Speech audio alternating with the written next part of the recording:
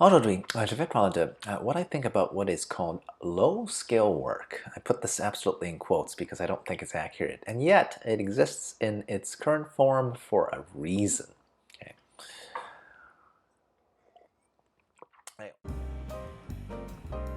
Hey, XenPuck here. So I'm not particularly woke because to me the liberal term du jour seems mostly insistent on virtual signaling rather than actions that actually help anybody.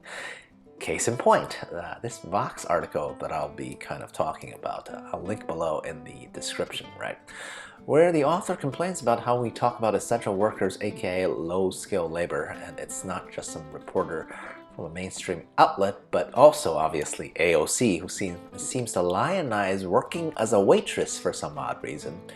I mean, hey, I worked at a Dunkin' Donuts as a kid, but I don't go around talking about what great life experience that job taught me. But okay, I'm sorry, AOC just doesn't sound all that bright to me, I have to say. Total tangent. Okay, yep, there, I said it. Okay, now that that's done, honestly, I'm still fascinated by the article because it offers a few alternatives, calling service workers low wage instead, but no real solution to the whole low wage problem that the label explicitly points out. Well, luckily I'm here, and unlike the mainstream media, I won't just dance around labels all day. So let's have a mildly deeper look, shall we? Okay, so point number one, first I want to make a distinction in definitions, right, before we even get to whether some jobs are low skill or not, right? I want to look at who's actually considered an essential worker, right? It's just kind of strange to me in articles like this one that set me off. The term essential seems to be equivalent to service sector workers. But are all service workers essential? The new mayor of New York is quoted in the article as calling the lower skill field to be filled with, and I quote, my cooks, my dishwashers, my messengers, my shoe shine people, and those working at Dunkin' Donuts. Here's the thing, that's a lot of service sector workers who are not particularly essential at all, okay? You don't need to go to a restaurant or Dunkin' Donuts or get your packages delivered or your shoe shined at all, okay? The only essential workers are really, to me, a subset of the service industry, right? People working in a supermarket, we call that, essential. Same with, obviously, healthcare professionals like nurses, right? Other than that, I don't want to conflate the enormous service industry of hospitality and restaurants and convenience with necessity, right? Think about that. Now, point number two. So the headline of the Vox article is really about the public discourse over the past few pandemic years and how we shouldn't be calling any service sector worker low skill, rather they should be called low wage. But again, as somebody who believes in capitalism, don't those things kind of go hand in hand, right? To be fair, I absolutely recognize that to be a great waiter or cook even, okay, non-essential as they may be in my definition, that absolutely takes skill, right? And some of the best restaurants in the world are the best precisely because their staff have years, if not decades of experience and expertise, and that's the definition of skill, right? That makes their staff invaluable. However, those are at the top end of the industry, right? It cannot be generalized to say fast food employees were shoe shine dudes of the world. Again, I'm sure shoe shining also requires skills and it takes time to master. But I think a better word for these types of workers instead of low skill or low wage, it really should be low stake workers, right?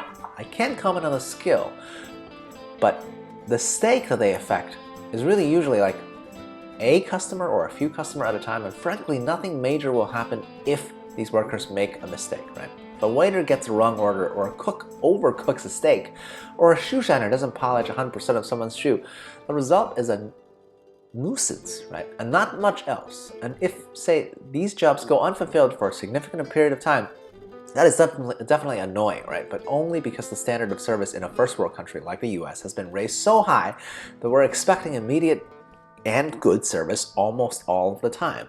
The reality is, if there is a labor shortage in this type of field for the price that we're used to, I mean, you know what's going to happen? We might just simply have to wait, okay? And we're not even talking about days, we're talking about hours usually.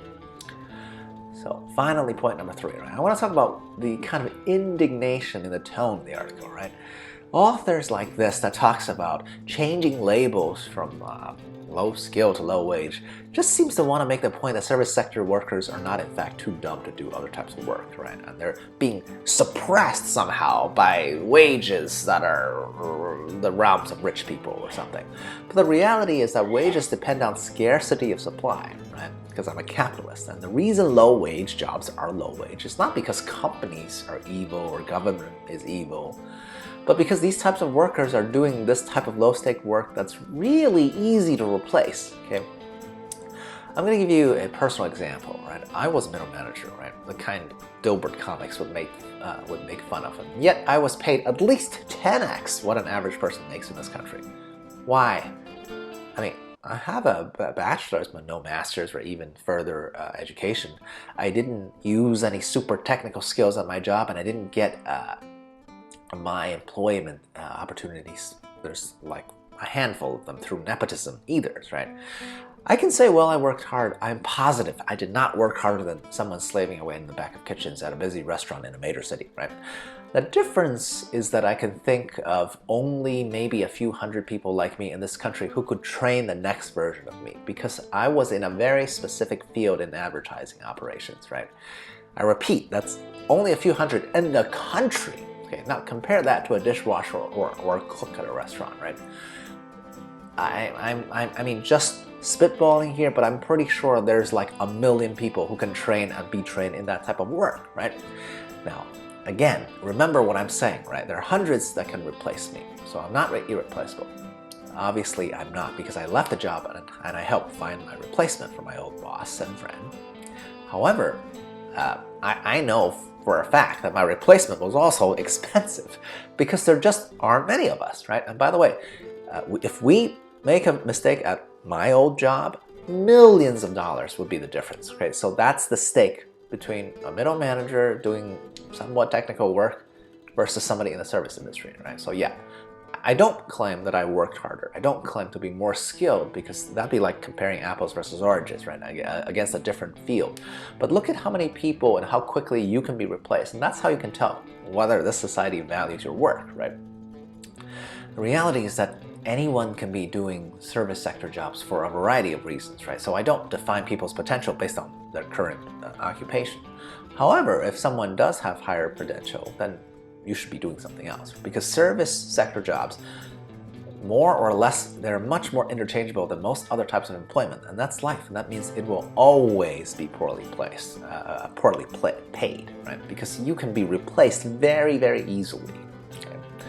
Look, the reality is that I don't think that most service industry workers actually love their job. And I'm always looking at work in the context of getting to financial independence, retire early, right? Whether we call it low skill or some other term is actually kind of irrelevant. Service sector workers are easily replaced, and that's the truth. And I seriously doubt that the vast majority of people in it love waiting on tables or shining shoes. That is absolutely absurd, right? I mean, if you do love that type of job, right, you do it for free, right? And I don't know anybody in that field who would do that, right? I can say that because I make these videos because I enjoy doing them. Because guess what? I make $0 from it, and that's totally okay. This is not me humble bragging. I just want everyone who watches this to get to my level of financial independence where you can afford to do something for no money, okay? I'd argue, at least in the USA, everyone in the service industry really should be leaving it or trying to get out of it after a year or two. Because guess what?